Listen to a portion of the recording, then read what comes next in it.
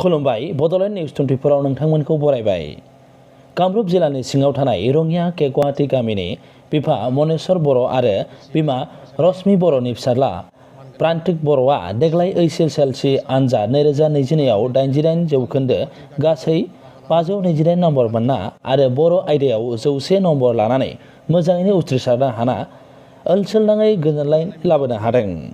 के गुवाहाटी गामिनि पूर्ण बर'आ देग्लाय HSLC आनजादाव के गुवाहाटी गामिनिफ्राय सेथि मासियाव उथ्रिसारनो हानाय साथाम फरायसा फरायसुलि प्रान्तिक बर', धोरोमसा बर', बिथिका बर' मोनखौ बरायो। बिथांमोना रङिया बड' मिडियाम हाइ स्कुलनिफ्राय उथ्रिसारनो हादोंमोन। मख'नाया मोजांदि रङिया बड' मिडियाम स्कुलनिफ्राय 6 फरायसा फरायसुलिफ्रा मोजाङै उथ्रिसारनो हादों। प्रान्तिक बर'आ 88 जौखोन्दो गासै 5 लेटार लानानै, तृप्तिराज बर' 71 जौखोन्दो 2 लेटार लानानै, धोरोमसा बर' 71 जौखोन्दो, बिशाल बर' 71 जौखोन्दो 2 लेटार लानानै, तराली बर' 65 जौखोन्दो, बिथिका बर' 62 जौखोन्दो। बे बरायनाय हाबाफारियाव रङिया बड' मिडियाम हाइ स्कुलनि गाहाय फोरोंगिरि पद्मेश्वर बर'आ बाहागो लायो आरो बिबुंथि होयो। बे हाबाफारियाव के गुवाहाटी गामिनि गासै रायजो राजाफ्रा बाहागो लादोंमोन। जासि हरग्रोनाय जाबाय। दिनै जानिखि रङिया बर' बिजों गोजौ फरायसालिनिफ्राय जा थांनाय 7 जुन खालाराव जा मेट्रिक आनजादनि रिजाल्टखौ फोसावबाय। दा बे फोसावनायावहाय रङिया बर' बिजों गोजौ फरायसालिनिफ्राय सा 19 फरायसा मेट्रिक आनजाद होगिरिफोरनि गेजेराव सा 14 जना मेट्रिक आनजादखौ उथ्रिसारनो हादों। दा बेयावहाय बेनि गेजेरावनो सा 6 जना सेथि जायगाखौ आवग्रिनो हादों। दा बे बिथिङावहाय बे सा 6नि गेजेराव सासे फरायसायाहाय गांबा साबजेक्टआव एबा आयदायावहाय लेटार मार्क लानानै डिस्टिंसन मासिखौ आवग्रिनो हादों। आरो बेवहाय बिथाङानो जाहैबाय प्रान्तिक बर'। आंनि गोसो गोरबोनिफ्राय बिथांखौ आंनि हाजासे रोजा रोजा साबायखर बावहरबाय।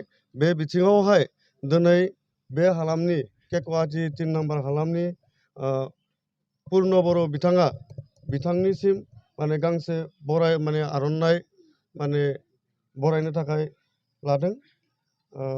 आं बिथांनिसिम पूर्ण बर' बिथांनिसिम आं रोजा रोजा साबायखर बावहरो।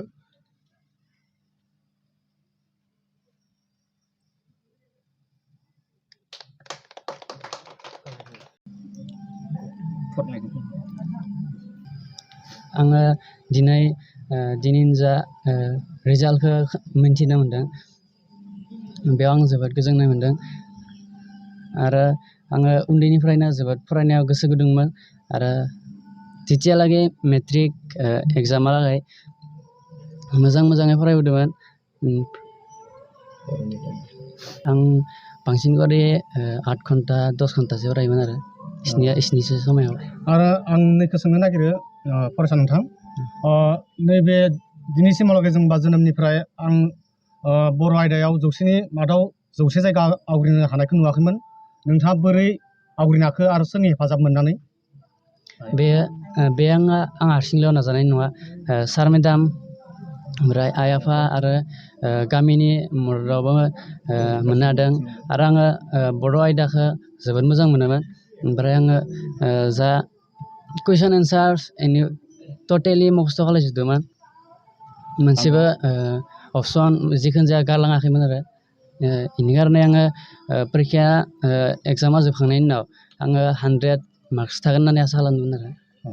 नोंसोरनि गाहाय फोरोंगिरिया नोंसोरखौ हमभिट खालामोमोन नामा? खालामदोंमोन। परिक्षानि सिगांखालिबो आरो बेनि उनखालिबो फैदोंमोन आरो सारा। Thank you.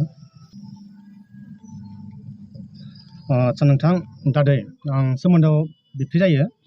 आं नोंथांखौथ' सानफ्रोमबो हाजिरा मावनायसो नुयोमोन आरो आबाद मावनाय नुयोमोन। दा नोंथाङा नैबे समाव बोरै सोलोंथाइ होनानै नैबे जेनेबा डिसिसन बा 88% लानानै जौगानो हाखो? दा बे खोथाखौथ' खुलुमबाय रायजोफोरनिसिम।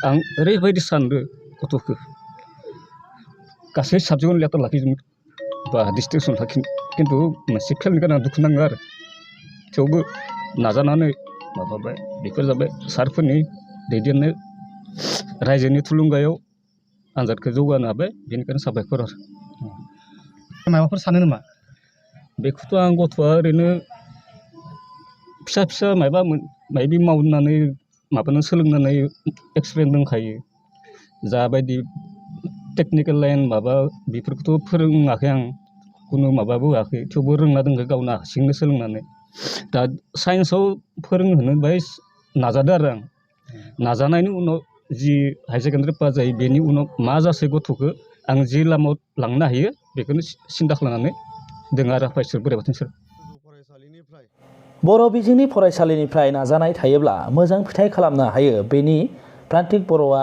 बिदिन्थि जानानै थागोन। नोंथांमोना नायगासिनो दंमोन बड'लेण्ड निउस 24 गोजोन्थों। निफ्राय माने सा